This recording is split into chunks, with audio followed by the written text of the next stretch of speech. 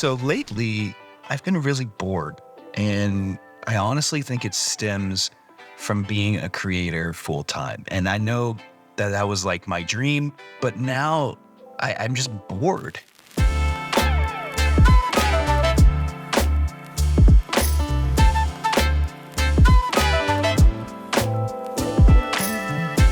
So I'm going to try to explain this in the simplest way possible. I think I'm bored because I've been trying to do everything to by the book. When something is work and it becomes work, you start to create routines and patterns. But when it comes to being a video creator and how I've felt lately, I've been very uninspired to actually create and push the boundaries of something new versus doing what I know I can already do and get a good product out that provides me with income, that provides me with stability, that provides my client with what they're looking for, even if it doesn't satisfy me.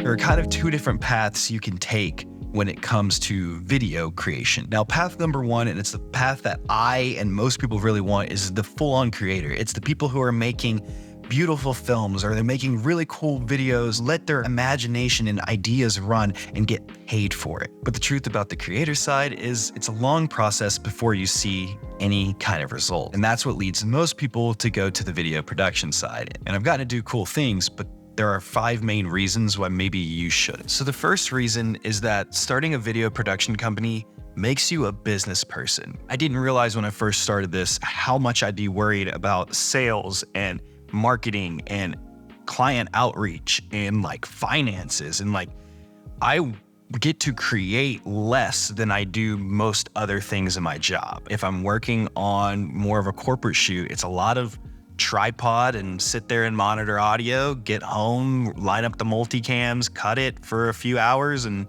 send it off. And that it makes money. It makes good money, but it doesn't inspire me creatively. You're doing the job the way you know how to do it because you have the technical experience, but you're not really getting to fulfill your creative experience. Number 2 is you don't get control of the final product. As I mentioned, you're spending so much time in your business.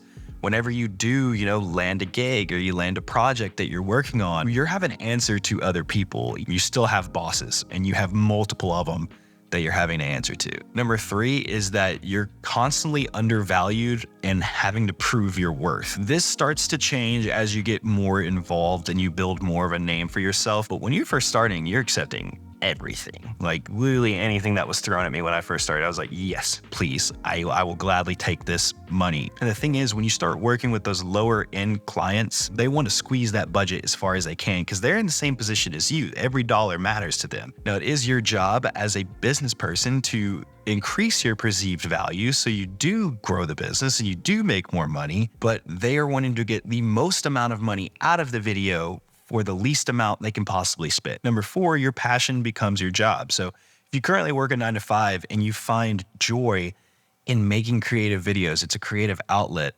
that's great. And honestly, if your goal is to be a creator, like a YouTuber or filmmaker, I would stay there until that creative side actually takes off and can replace that income. Because when you spend that 9 to 5 creating videos for other people or editing stuff that, is kind of boring and just time consuming for other people, the last thing you want to do when you get off work is create another video. That's just something to really consider. Do you really want your passion to be your job, or do you want your passion to make you an income? Those are 2 completely different things.